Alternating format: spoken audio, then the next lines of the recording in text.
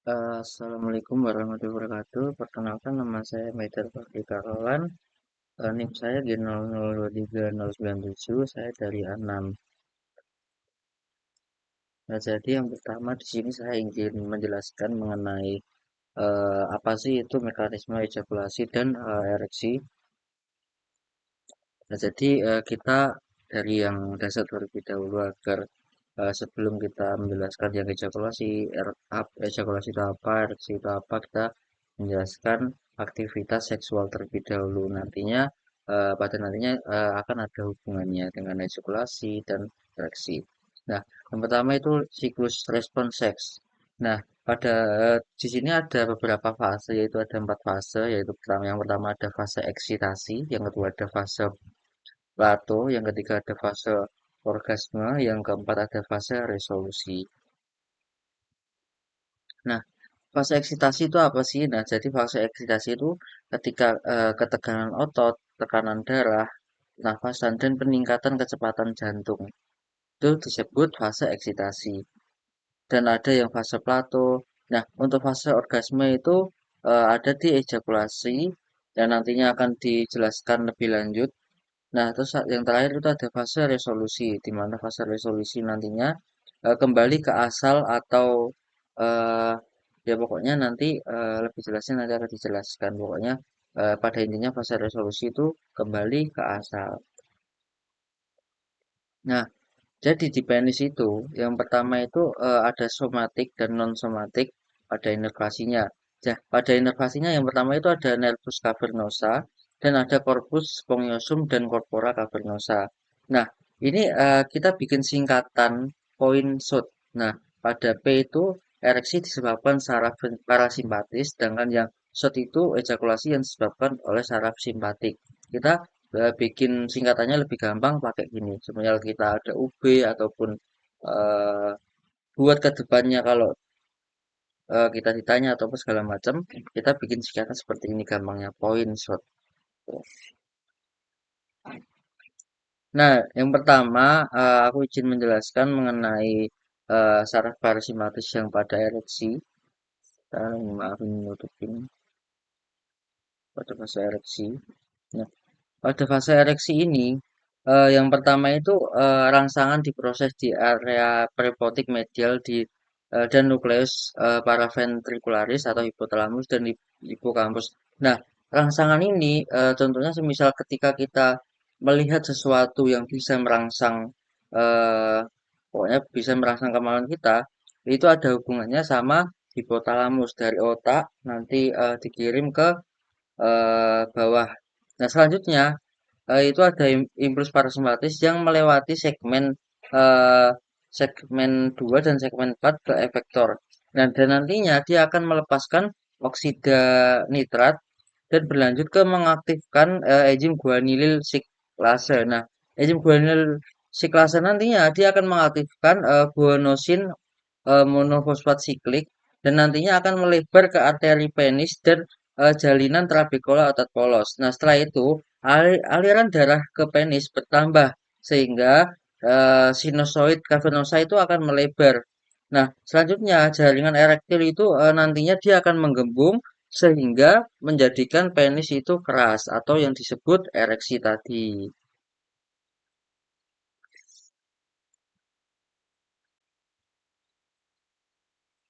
Nah, selanjutnya sebelum kita menjelaskan mekanisme ejakulasi, jadi mekanisme ejakulasi itu dengan saraf simpatis, ejakulasi itu dibagi menjadi dua, yaitu emisi dan emisi dan eh, ya dibagi menjadi dua tahap, yaitu yang pertama ada emisi dan ejakulasi.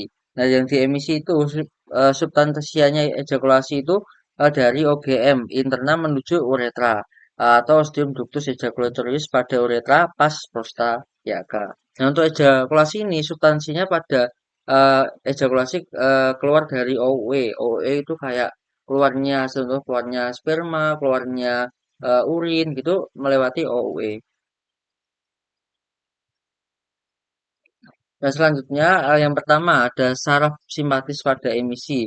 Yang pertama, pusat refleks medula spinalis nantinya akan melepas impuls simpatis, lalu berlanjut ke segmen torak 12 ke lumbal 12. Nah, selanjutnya ke organ genitalia lewat plexus hipogastrik dan plexus saraf simpatis pelvis.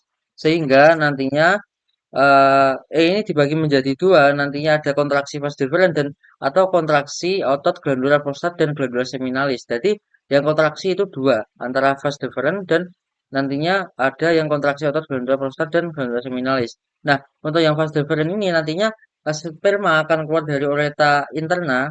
Interna itu apa? Interna itu berarti dari yang bagian paling dalam ya teman-teman. Ureta bagian dalam. Selanjutnya berlanjut ke cairan prostat dan seminalis keluar uretra. Nah, pada akhirnya sperma cairan prostat dan seminalis atau lendir bulboretal bercampur membentuk semen di uretra interna. Nah, setelah itu eh, apa namanya? Sperma akan keluar dari eh, belum belum keluar ini masih ngumpul di sini bisa dilihat. Ini nah, bisa emisi sudah selesai. Selanjutnya lanjut ke ejakulasi. Bisa dilihat ya, teman-teman ejakulasi. Nah, untuk ejakulasi itu nantinya pengisian ureta interna akan mengeluarkan sinyal sensoris menuju nervus pudendus sehingga nantinya berlanjut ke segmen lumbal satu dan lumbal 3. Lalu eh, terangsanglah kontraksi ritmis organ genitalia interna. Nah, setelah itu kontraksi otot ischiocavernosus dan bulbocavernosus sehingga terjadi peningkatan tekanan ritmis dan pada akhirnya ejakulasi semen tersebut akan keluar dari uretra. Bisa dilihat dari sini, nantinya sini akan keluar ke luar uretra, gitu teman-teman. Nah, bisa dilihat gambarnya teman-teman. Nah, kayak gini. Nah, selanjutnya adalah kelenjar-kelenjar yang bekerja pada saat ereksi dan ejakulasi beserta fungsinya. Yang pertama itu kelenjar-kelenjar yang bekerja pada saat ereksi dan ereksi itu ada yang pertama ada vesicula seminalis atau bisa disebut glandula vesiculosa dan ada glandula prostata dan ada glandula bulbo uretralis. Nah, yang pertama di sini saya akan menjelaskan mengenai vesicula seminalis glandula. Nah, struktur umumnya terdapat dua buah organ berlobus. Terletak pada permukaan posterior vesika urinaria dan ductus deferens di sesi medialnya adalah vesicula seminalis. Nah, untuk fungsinya ini dia menghasilkan sekret yang ditambahkan pada cairan semen. Nah, sekret itu mengandung fruktosa untuk nantinya akan menutrisi sperma dan prostaglandin untuk motilitas sperma. Nah, untuk dinding vesika seminalis ini dapat berkontraksi selama ejakulasi dan nantinya dia akan mendorong isinya ke ductus ejaculatorius dan nantinya sperma akan keluar ke uretra yang tadi bisa lu jelasin mungkin ini secara singkatnya teman-teman ya. Nah, untuk selanjutnya ada mengkoagulasi semen eh, setelah ejakulasi. Nah, untuk neurovaskularisasinya ini yang pertama itu dia ada arteri vesikalis inferior dan arteri rectalis media. Nah, untuk venanya nantinya dia akan bermuara ke vena iliaca interna. Nah, untuk inervasinya itu nantinya akan berasal dari plexus prostatikus, cabang plexus hypogastricus inferior yang memberikan cabang ke glandula vesicae.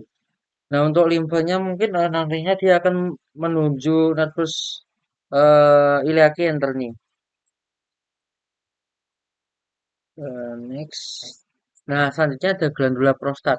Nah, untuk struktur umumnya itu dia terletak antara kolum vesicae dan diafragma urogenital. Nah, dia difikasi oleh ligamentum puboproastium. Jadi ligamentum puboproastium. Nah, muaranya ini pada uretra pas prostatica melalui ductus prostaticus. Nah, di glandula prostat ini ada 5 lobus. Yang pertama anterior, medius, posterior, lateral, dextra, et sinistra. Dan ada 4 zona eh, yaitu transisional, periuretral, dan sentral. Nah, untuk dalam histologinya itu Untuk yang transisi itu tersusun biasanya itu transisi itu submukosa dengan periuretral itu eh ya, mohon maaf, untuk transmisi itu kelenjar umum, periuteral mukosa, sentral itu submukosa. Mungkin gitu secara histologinya. Nah, untuk fungsinya itu menghasilkan cairan tipis seperti susu yang mengandung asam sitrat dan eh, fosfat asam yang ditambahkan saat ejakulasi. Nah, juga menghasilkan sekret prostaka yang bersifat alkalis sehingga dapat menetralkan suasana asam di dalam vagina. Dan mungkin untuk neurovaskularisasinya yaitu di cabang-cabang arteri vesikalis inferior dan arteri rectalis media. Nah, untuk venanya mungkin nantinya dia akan membentuk plexus venosus prostatikus dan fungsinya buat apa? Menampung darah dari vena dorsalis ke penis dorsalis penis profunda. Nah, bermuaranya nanti dari vena iliaca interna. Untuk inervasinya mungkin ada plexus hypogastris inferior, saraf simpatik merangsang otot polos prostat saat ejakulasi. Nah, ini bisa dilihat. Ini prostat itu, ini mungkin ketika pemeriksaan pelvis kalau nggak salah itu waktu SL ini kita bisa meraba prostatnya dengan memasukkan jari. Nah, untuk tiga zona tadi ini sentral, transition, dan peripheral. Nah, selanjutnya ada glandula bulbouretralis. Nah, untuk struktur umurnya ini terletak di dalam diafragma urogenital di bawah musculus sphincter uretra externum. Nah, salurannya akan bermuara di uretra paraspongiosa. Nah, untuk homolognya itu dengan glandula vestibularis mayor pada wanita ya teman-teman. Untuk fungsinya jelas menghasilkan sekret pada fase ekreksi cairan mukus untuk pelumas sebelum berhubungan. Tuh teman-teman. Nah ini bisa dilihat gambarnya paling sini glandula bulbouretra. Selanjutnya mekanisme fertilisasi. Yang pertama itu ada testis, nanti lanjut ke epididymis, habis itu akan eh, ke vas deferens, terus berlanjut ke uretra sehingga nantinya akan mengalami ejaculation. Nah, lalu ke vagina, lalu ke cervix, cervix ke uterus dan ke ovididus sehingga terjadi fertilation tadi, teman-teman. Mungkin lebih jelasnya nanti aku akan jelaskan di selanjutnya. Nah, ini teman-teman. Nah, jadi masuknya sperma itu nantinya sperma itu menembus sel folikel bergranula sel granulosa atau dengan bantuan enzim hyaluronidase dan proteolitik di dalam aplosom sperma. Nah, saat mencapai zona pellucida, membran anterior, sperma itu berikatan dengan protein reseptor di pellucida. Bisa dilihat ini ya teman-teman. Nah, ini zona pellucida. Nah, selanjutnya, tadi yang menembus zona pelosida yang nantinya akan masuk ke dalam oosit. Hanya yang masuk itu hanya kepala sperma saja yang berisi nukleus. Nah, ion kalsiumnya berdifusi ke dalam melalui membran oosit membuat granula kortikal dilepaskan secara eksositosis. Nah, granula kortikal tadi mengandung zat yang mencegah sperma lain memasuki ovum. Nah, bisa dilihat ya teman-teman. Nah, nantinya yang pertama akan masuknya kepala terlebih dahulu, terus setelah itu nantinya ya pokoknya kayak tadi granula. Selanjutnya habis nukleus masuk, terus terjadi pendekatan nukleus ini ke granula. Nah, interaksi sperma oosit ini segera setelah masuk sperma ke oosit, yang pertama itu kepala sperma mengalami dekondensasi atau membengkak. Nantinya akan membentuk pronelexus laki-laki atau bisa disebut jet. Nah, oosit itu melakukan meiosis tahap 2 membentuk ovum matang dan badan polar kedua dilepaskan dan nantinya akan membentuk pronukleus perempuan. Nah, untuk pronukleus laki-laki saling berikatan dengan pronukleus perempuan sehingga terbentuk komplement utuh itu sekitar 46 teman-teman. Ini 46 kromosom. Nah, ovum itu mulai membelah diri menjadi zigot. Selanjutnya adalah interaksi apa namanya? eh, interaksi sperma oosit segera setelah sperma masuk ke oosit, kepala sperma itu mengalami dekondensasi, ya membengkak. Ini mungkin saya akan menjelaskan secara singkatnya. Dekondensasi membengkak terus membentuk prolapse laki-laki. Terus oosit itu akan melakukan meiosis tahap 2. Nantinya dia akan mematangkan badan polar kedua atau mematangkan ovum. Selanjutnya membentuk nukleus perempuan. Nah, untuk kromosom nukleus tadi, laki-laki berikatan dengan perempuan menghasilkan 46 teman-teman. Setelah itu ovum mulai membelah dibantu sentrosom. Mungkin itu sedikit penjelasan singkat mengenai masuknya sperma ke ovum ya teman-teman. Nah, selanjutnya ada transport zigot. Nah, untuk transfer zigot ini bisa dilihat di gambar yang paling atas ini. Nah, ovulasi dan fertilasi itu dihitung sebagai hari pertama. Karena apa? Karena umur oosit hanya 12 sampai 24. Nah, sebagai hari pertama dua- 12 sampai 2 mohon maaf, karena umur oosit hanya 12 sampai 24 jam. Jadi fertilasi terjadi pada waktu kurang 1 hari setelah ovulasi. Nah, lalu bergerak ke uterus sambil membelah sampai tahap yang namanya blastoksita. Kurang lebih itu 100 sel lah. Nah, sampai di uterus akan menetap selama 1 sampai 3 hari. Nah, makan makan makanannya itu dan sekresi endometrium disebut susu atau susu uterus. Nah, selanjutnya nidasi ke endometrium uterus terjadi eh, hari ke 5 sampai 7. Bisa dilihat ya teman-teman. Nah, dari dari hari ke 5 sampai 7 itu teman-teman. Nah, selanjutnya untuk gambar yang kedua, yang di bawahnya itu dijelaskan caranya gimana sih blaksosita itu bisa nidasi ke endometrium. Mari kita bahas ya. Nah, di permukaan blaksosita itu ada sel-sel trophoblast, sel-sel yang ini mensekresikan enzim preolitik. Nah, mensekresikan enzim preolitik akan mencerna dan mencairkan sel-sel endometrium atau uterus yang dekatan sama blakkosita. Nah, sel-sel trofoblast ini bisa deh masuk ke dalam endometrium, setelah itu nidasi berhasil. Nah, lalu sel-sel trofoblast tersebut dari blaskosita ini dan endometrium akan berproliferasi dengan cepat, nantinya akan membentuk yang namanya plasenta, teman-teman. Nah, selanjutnya mungkin perjalanan urin. Jadi urin itu pertama dari ductus collingens menuju ke kali seginjal. Selanjutnya urin meredangkan kalises. Setelah itu memicu meningkatkan pacemaker. Nah, setelah itu memicu peristatik dari pelvis ginjal ke bawah sepanjang ureter. Nah, urin akan mengalir dari pelvis ginjal ke vesika urinaria. Nah, setelah ditampung akan dikeluarkan melalui uretra dan keluarlah melalui orifum uretra externum. Begitu ya teman-teman prosesnya. Nah, selanjutnya